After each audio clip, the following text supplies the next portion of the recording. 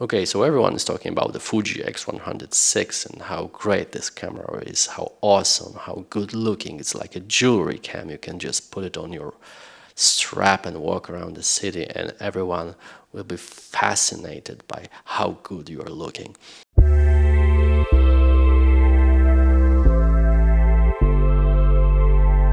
So why did I get the Fuji X-T30 Mark II instead of the Fuji X106?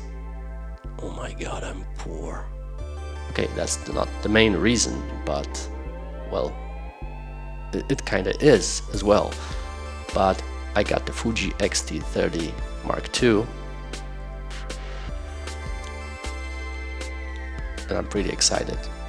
So what are the other reasons I got it?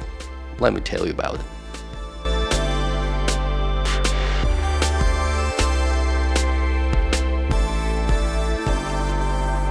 So some time ago I got the Fuji X-T10 and to be honest it was one of my favorite cameras, if not my all-time favorite cameras. It was like a perfect EDC for me back then. It provided great image quality and paired with the 35 1.4 lens, you know, it was a great camera. I've made tons of pictures with it and I loved how the X-Trans sensor rendered the image. So then I sold the X-T20 and I entered the Sony camera system, which I'm using up to this day, by the way, because I love full frame cameras and Sony gives me that full frame goodness and tons of lenses to use. But anyway, I wanted an ADC camera and I used the X100F before, but I didn't like the close-up image quality, so I sold it. Then I got the Ricoh GR2 and the Ricoh GR3X, and ultimately I was kind of waiting for the X106 to come out because I wanted to have this camera because of the feel you get from using the X100 series. You gotta admit this camera is really pretty, and especially when you add the lens hood, the square lens hood, it's like a small budget Leica and it provides great image quality. So after all the fuss with the X100V and the skyrocketing prices, I was concerned about the X106 because I thought that it's going to be the same situation with it when, you know, the demand is so high, so the production, even the Fuji moved the production to China, it wouldn't change the thing. And here we are, of course, the Fuji X106 is out and it's still a problem to get one. And the prices are, you know, even higher than the X100V, so it's still a problem. So yeah, I was wondering if it's, you know, if it's reasonable to get the X106 because of the price, of the high price you're paying for basically a point and shoot camera. So the prices for X106 in Poland are really crazy. The X106 costs around $2,100 US, which is, you know, crazy, really crazy. And I got my X100F back then for like 850 bucks. So I was wondering, is it worth to get the camera that is that expensive, and you know, it looks cool, it offers the 40 megapixel sensor with the IBIS, but still it's a fixed lens camera, it's a smaller EDC that I will probably use it like an everyday camera for street or for some vacation.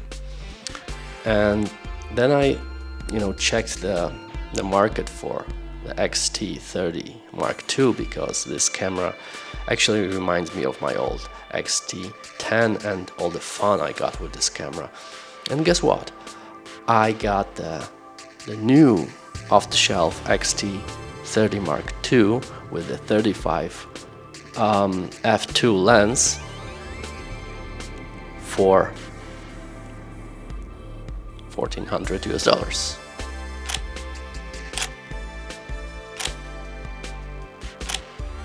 So it's like $700 difference between the X106 and X-T30 Mark II.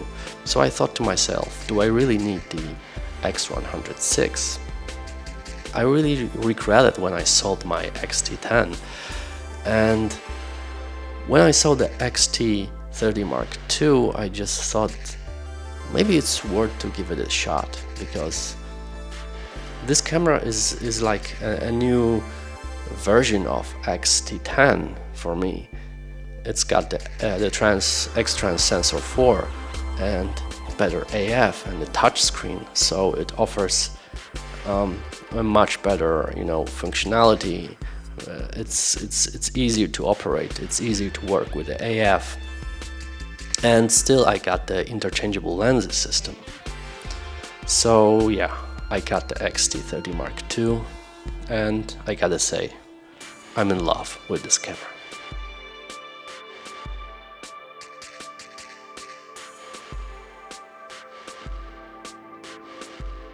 So of course you're not getting the 40 megapixel or IBIS here, but still you're getting the X-Trans processor, which renders the image in a unique way.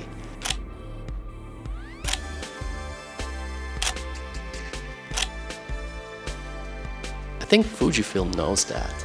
They have a camera that is unique on the market, and it renders the image in a very special way, almost like film-like camera.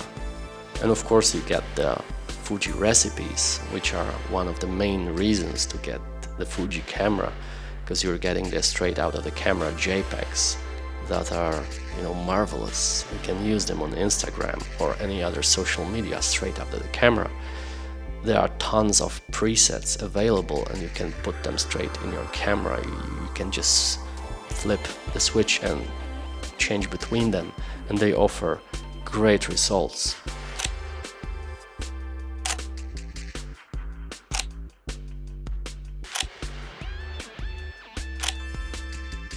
And I gotta admit, the XT, the XT30 Mark II looks great. You get the analog controls, you get this nice analog-like, vintage-like build. This camera, it just, it feels so good that you want to take it with you and, do photography. And this is what actually made me come back to Fuji, because of the feel of the connection you get with this camera. And still I really like the image that the Fuji lenses produce. The 35 f2 or 23 f2, you get the 56 lens, and they are really small. You can fit all of that in a small bag, and you can just get pretty much everything you need for everyday camera. It's also great for street photography, because this camera is so tiny that you can just get lost in the crowd and nobody pays attention to you. And even if they do, you look like a tourist with a small toy camera or like an analog camera, so people are not paying that much attention. You can also turn on the silent shutter and they won't even notice you. I really like that about the Ricoh GR3X, that it was really small, really silent, and you can just point and shoot and nobody would even notice. But with the X-T30 Mark II, I get this more serious feeling, for me, not for the people around, because all they see is like a small camera, and a pretty one as well. But for me, I get this, feeling with the camera. I get this really nice feeling with the camera that I have with myself, and it feels good for me. I feel like a photographer, and it inspires me to do photography.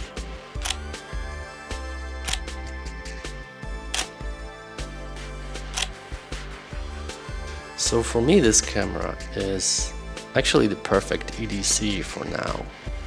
And I do love the 35mm lens, and you know, the X106 would be perfect for me because I don't need to change lenses that often, and if I have the fixed 35 equivalent, it's okay for me. And I will probably buy the X106 in some time, but for now, and especially for the people who want to enter the Fuji system, or try the Fuji cameras, the X-T30 II is a perfect choice right now.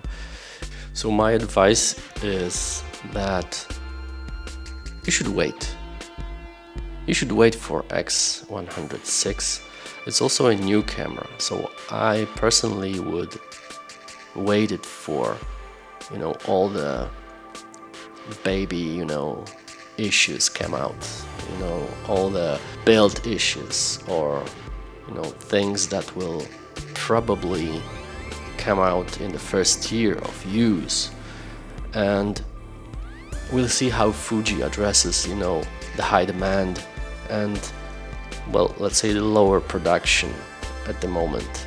Hopefully they will increase the production per month and the prices won't be that crazy on the market. Because let's be honest, the X106 is not worth the price right now. It is of course a great camera, the 40 megapixel sensor with IBIS and the X-Trans 5 sensor is great, and it produces great quality images.